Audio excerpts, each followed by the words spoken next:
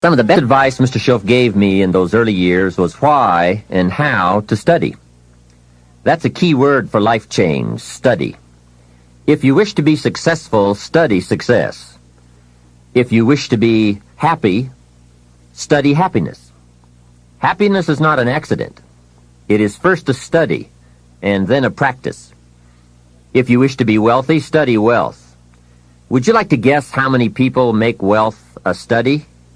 Right, very few. Surely, since wealth and happiness and success are all values to cultivate, you would naturally assume that most people would make a careful study of them.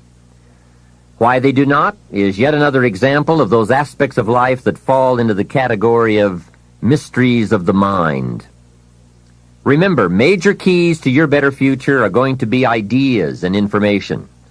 If we have any lack, it is not because we lack money or opportunity or resources. It is because we lack ideas that have taken form from information.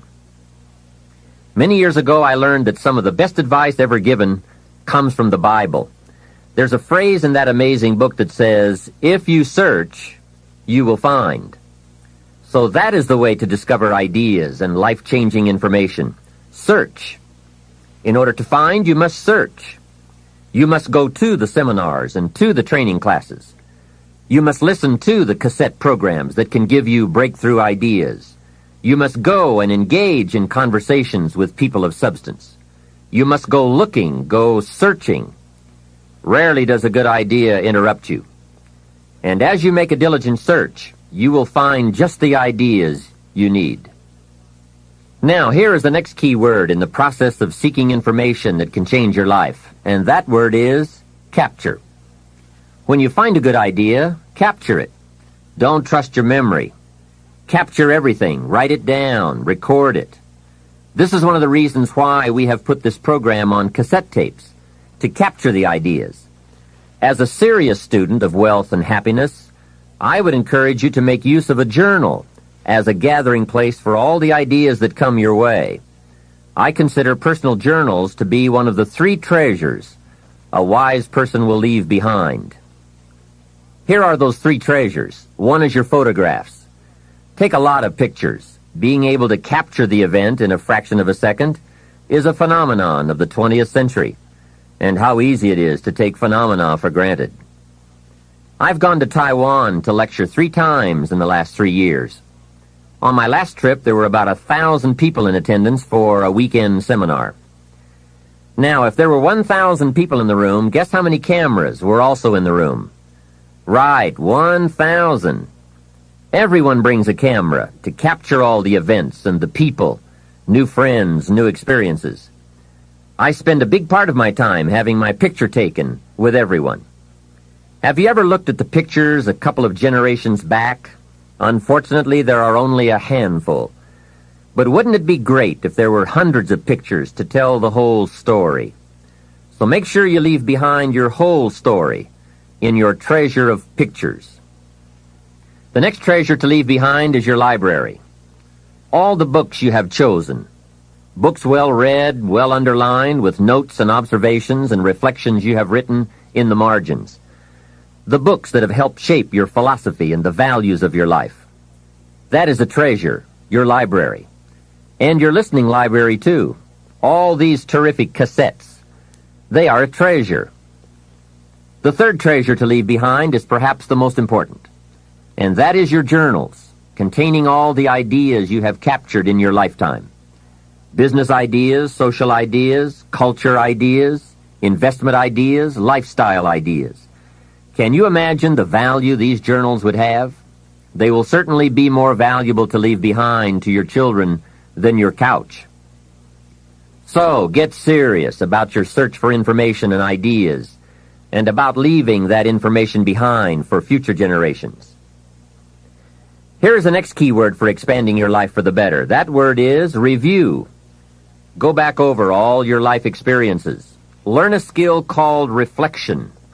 Pondering life's events with the intent of learning. That is so important. I call it running the tapes again.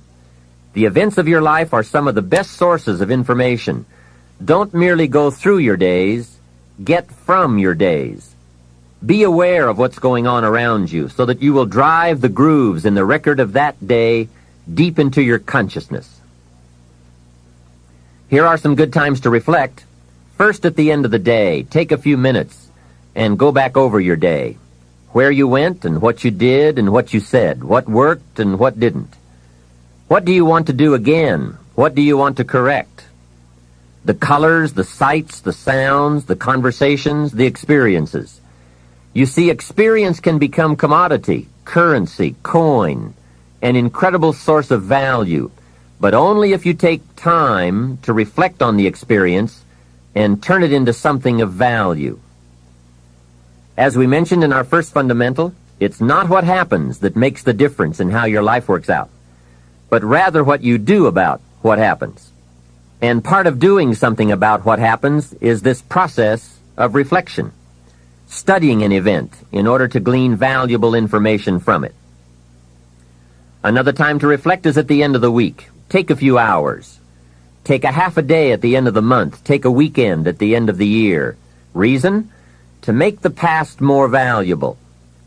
Sophisticated people have learned how to gather up the past and invest it in the future.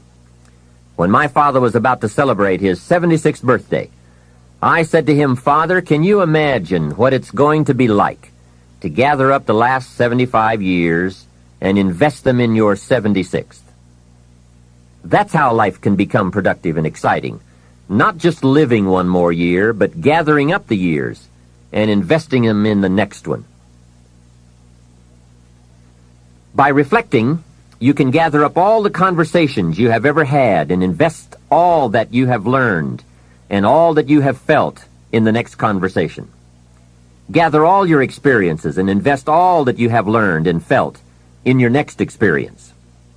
And the more value, the more substance, the more information, the more wisdom you can gather from all of your yesterdays, the more exciting your future becomes.